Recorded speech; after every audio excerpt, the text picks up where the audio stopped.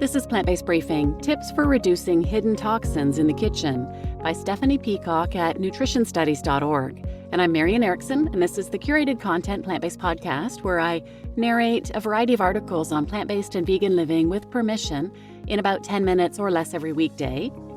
And today's article is from the Colin Campbell Center for Nutrition Studies.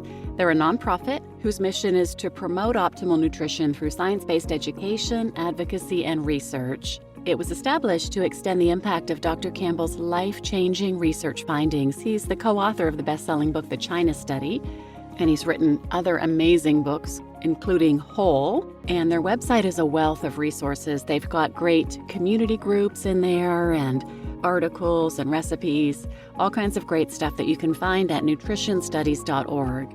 So now let's get to today's plant-based briefing.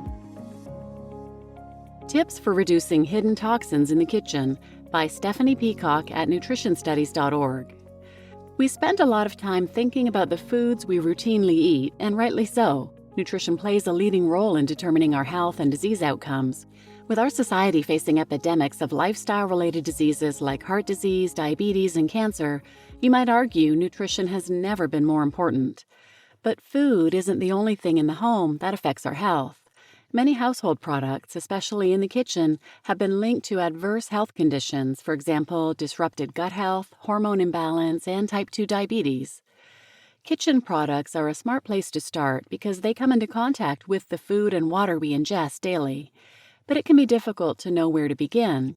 The Environmental Protection Agency, EPA, has estimated that there are 84,000 different chemicals used in everyday products. Most of these, 62,000, were grandfathered in by the Toxic Substances and Control Act without ever being tested for their effects on our health. Less than 1% have been tested for human safety.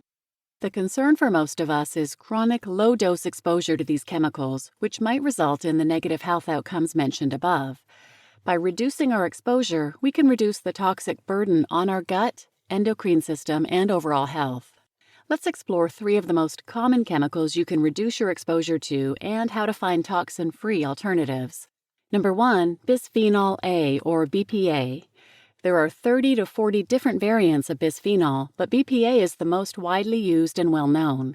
It was initially used as a synthetic estrogen until researchers discovered it could be used to harden plastics. Over 6 billion pounds of BPA are produced annually, with over 100 tons released into the atmosphere from production.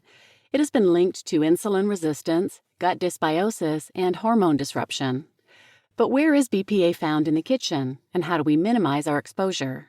1. Swap single-use or reusable plastic water bottles for glass or stainless steel. 2. Store food in glass containers instead of plastic. And 3. Choose silicone storage bags instead of plastic. Also, even when items are marketed as BPA-free, you might still want to exercise caution. In many cases, the manufacturer might be using a variant of bisphenol that could have similarly harmful effects. Number 2. Phthalates. These are a ubiquitous class of chemicals that have many uses depending on their molecular weight. Phthalates with lower molecular weight are used to bind scents in products. Phthalates with higher molecular weight are used to make plastics more flexible. They've been linked to gut microbiota composition disruption, increased intestinal permeability, and insulin resistance. Unfortunately, it is difficult to tell whether they're contained in a product by reading its ingredient list. They're often hidden behind the word fragrance, which is considered proprietary info and therefore does not have to be disclosed on the ingredient list. Sources in the kitchen include conventional cleaning products, dish detergents, dish soaps, and air fresheners. My favorite toxin-free brands are Branch Basics, Molly's Suds, Aunt Franny's, Force of Nature, and Green Shield Organic. And number 3, per- and polyfluoroalkyl substances, or PFAS. These synthetic chemicals are also known as forever chemicals. Because of how slowly they break down, they remain in the environment for a long time. They're found worldwide in water, air, fish, and soil, and they've been linked to increased cholesterol, inflammatory bowel disease, thyroid issues, and hormone disruption. Despite these concerns, they are used to add non-stick, stain-resistant, and water-resistant coating, making them very common in cookware. Unless we avoid PFAS-containing cookware, bakeware, and air fryers, these chemicals can routinely end up in our food. A single scratch on a nonstick pan can release over 9,000 PFAS particles. What should we opt for instead? 100% stainless steel, glass bakeware, 100% ceramic pans not ceramic coated, cast iron skillets, and stainless steel or glass air fryers. Some of my favorite brands are Cuisinart stainless steel, Lodge cast iron, and Extrema ceramic cookware. You just listened to Tips for Reducing Hidden Toxins in the Kitchen by Stephanie Peacock at nutritionstudies.org, and I'm Marian Erickson, your host. And I had a couple of light bulb moments while reading this post.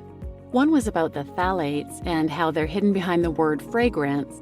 I had heard to avoid fragrances and opt for fragrance-free, but I never knew why, so I didn't understand, and now I'm grateful to know that it's because these chemicals can be hidden under that word. I'm the kind of person that if I'm told something without the reason why, I tend to just think, I'm sure it's no problem, which is so dumb, I know. But now that I understand what the reasoning is behind avoiding fragrances, I'll be sure to be more diligent about that. There's a great Rich Roll podcast episode number 497 that I'll link in the show notes, where he interviews Greg Renfrew. She's the founder of Beauty Counter, and she talks about all of the toxins that are completely unregulated that are in personal care products. It was eye-opening to me, but it was a lot of information, and she may very well have explained the fragrance thing, likely did, in fact.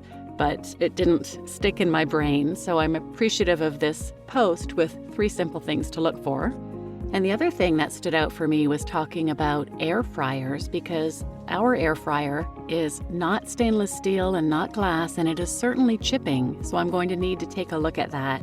We use it pretty regularly. I love to roast vegetables or even just roast potatoes, then put them in the fridge or freezer, and then they heat up so beautifully and crispy in the air fryer without any additional oil or anything. And then one last thought on this article, it just gives us a glimpse into the many, many environmental toxins that we're exposed to. I know some people who eat a healthy, whole food, plant-based diet and live a healthy lifestyle and are afraid of getting sick because people will judge them and say, well, it's your diet. I know of one elderly couple in particular that come to mind. One of them has come down with a cancer, and they're just afraid to tell people about it and the treatment they're going through because of that exact reason. But there are so many environmental factors, not to mention genetic factors, but so many environmental factors that are impacting us, and we really don't even know it. So in my mind, an answer to anybody who critiques a couple like that, who do eat a healthy, whole food, plant-based diet, is to say the science does back this diet up, but there are a host of other environmental factors that we cannot control. In fact, in my mind, because of all those other factors we can't control, it's all the more reason to control the little bits that we can and eat a healthy, whole food, plant-based diet. So please share this episode with anyone who might benefit, and thanks for listening.